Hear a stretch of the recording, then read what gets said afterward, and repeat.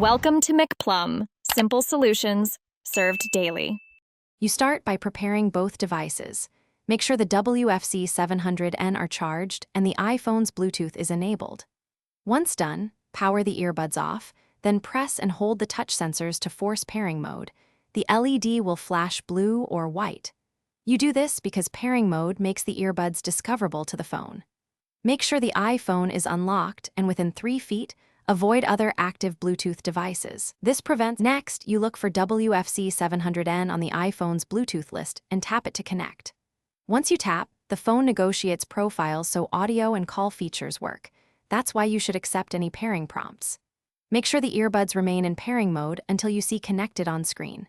If the name doesn't show, toggle Bluetooth off and on, or close and reopen the Bluetooth menu. This forces a fresh scan and usually surfaces the device. Finally, confirm audio by playing a short sound or viewing the Bluetooth status. Make sure the iPhone routes audio to the Wf-c700n.